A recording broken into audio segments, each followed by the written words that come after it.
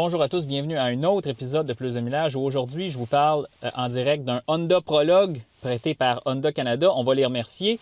Aujourd'hui, on va parler de la structure du test puis de l'itinéraire du défi 500 km. On en a fait peut-être 10, 15, 20, 25 là, depuis le début de Plus de Millage il y a 3 ans. Je m'en souviens plus.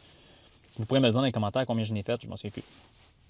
Mais là, évidemment, plusieurs commentaires reviennent souvent. Alexandre, les itinéraires, ça ne représente pas toujours notre réalité, tu roules vite. J'ai tout pris ça en considération, j'ai parlé à Gabriel, puis oui, effectivement, il faut être à l'écoute de tout le monde, puis on fait du contenu pour le Québec, puis je pense que c'est le temps de changer l'itinéraire du défi 500 km pour quelque chose qui est plus représentatif de la réalité des gens qui habitent au Québec. Donc, sans plus tarder, on va aller sur le système de navigation embarqué Google du Prologue, puis je vais vous montrer l'itinéraire que je vous propose, puis on va le tester avec le Prologue. La semaine prochaine, j'ai un Volvo X30. Tout dépendamment de comment ça va, on va peut-être rester avec l'itinéraire au départ de Montréal, s'en allant vers Toronto et ensuite on rebrousse chemin.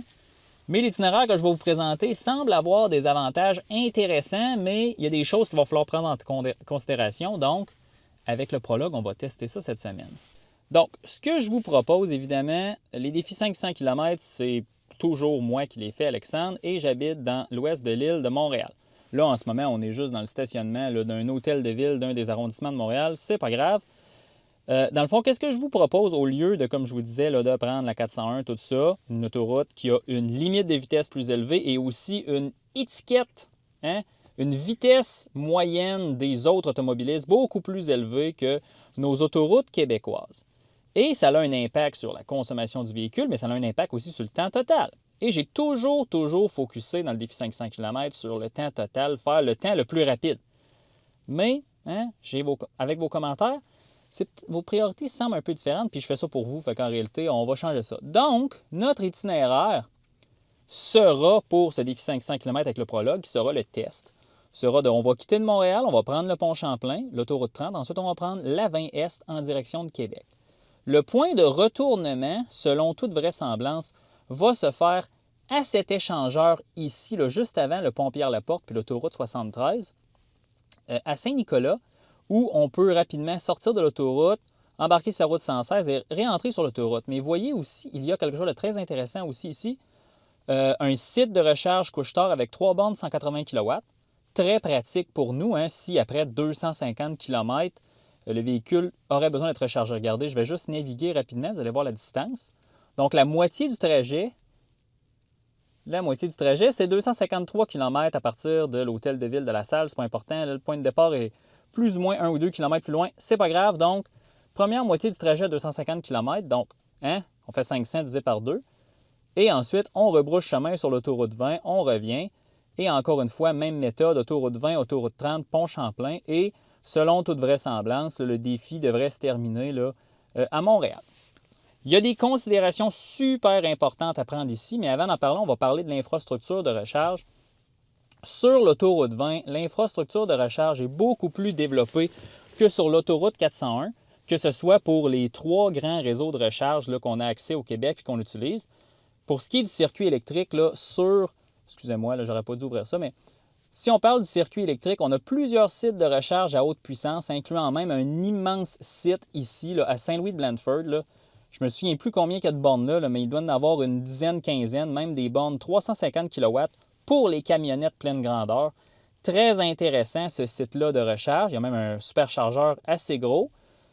Puis tout le long de l'autoroute 20, là, on voit qu'il y a beaucoup de développement là, de sites de recharge. Donc, un défi 500 km avec plusieurs possibilités ou peut-être qu'on pourrait faire moins de compromis pour ce qui est là, du statut de charge qu'on devrait arriver à notre session de recharge. Puis pour les véhicules Tesla, bien, on a plusieurs superchargeurs V3, là, un à Saint-Liboire, Saint-Hélène-de-Bagot ici, un à Drummondville, c'est un V2 je crois, à Saint-Louis-de-Blandford, il y a un V3, le Madrid évidemment, et j'en passe à Lévis au Costco aussi, un superchargeur. Donc, je commence à comprendre, j'ai fait mes recherches, puis effectivement, l'autoroute 20 semble être un trajet idéal pour ça, puis il est dans le même axe que les 2 autres trajets du défi 500 km. Donc, les vents dominants, ça devrait être la même chose. Puis le dénivelé, on parle d'à peu près 10 à 15 mètres d'élévation de différence entre Québec et Montréal. On fait juste descendre le fleuve Saint-Laurent. C'est comme l'autoroute 401. Là-dessus, pour le profil, Je vois pas grand différence. Qu'est-ce que ça veut dire, par contre, c'est que là, supposons qu'on fait ça avec le prologue, puis ça se passe très bien, puis je suis très satisfait de la facilité à faire le départ, puis dans le fond, l'itinéraire en tant que tel, aussi la densité là, de sites de recharge le long du trajet.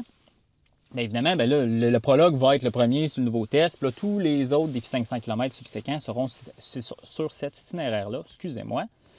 Par contre, là, comment on va comparer les temps? Et c'est là que ça va devenir difficile. Puis c'était ma plus grosse... C'était l'argument pour moi qui était le plus grand de ne pas vouloir changer. À la fin, les résultats vont rester les mêmes. Qu'est-ce que je pense qu'on va faire? C'est qu'on va les contextualiser un peu plus.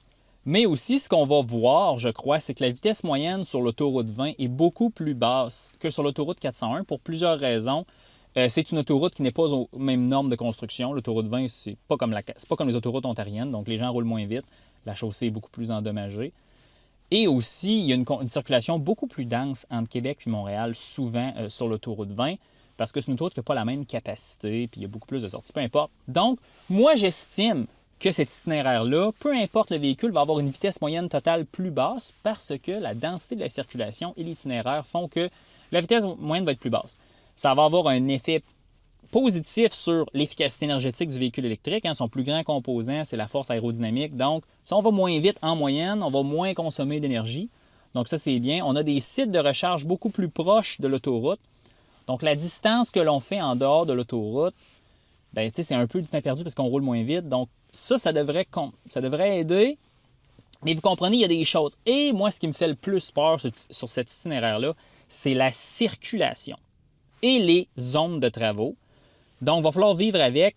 Écoutez, lorsqu'on va rebrousser chemin là, en direction de Montréal, évidemment, je vais toujours essayer de faire ça le samedi ou le dimanche matin, justement pour m'éviter d'avoir beaucoup de circulation là, de gens qui vont travailler dans la région de Montréal, là, sur l'autoroute 20 puis sur l'autoroute 30, pour justement pas me ramasser à essayer de faire une déduction, d'estimer s'il y avait un bouchon de circulation de 20 minutes sur l'autoroute 20. Là.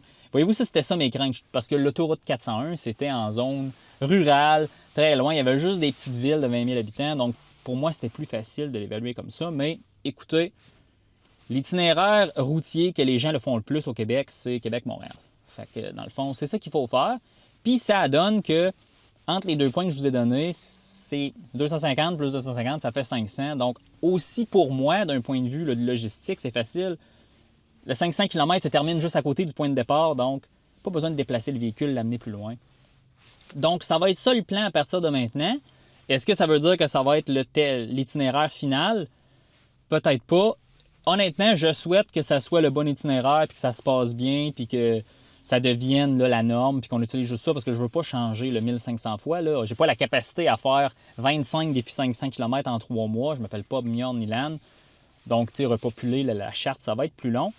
Mais quand même, ça va être ça qu'on va faire à partir de maintenant. J'ai très hâte. On va enregistrer le défi 500 km du prologue quelques jours après que vous ayez écouté cette vidéo-là, parce que je vais le mettre en ligne, là, 14h47, je vais le mettre en ligne aujourd'hui. Là. Ça va sortir immédiatement pour que vous soyez au courant. Puis laissez-moi savoir dans les commentaires. Je ne sais pas encore comment on va représenter les résultats à la fin du défi. Je pense qu'on va présenter 2 chartes, peu importe, puis on va juste populer la nouvelle. Puis on va voir ce que ça va donner. Sur ce, on va se voir dans un nouvel épisode qui va être le défi 500 km du prologue. À plus!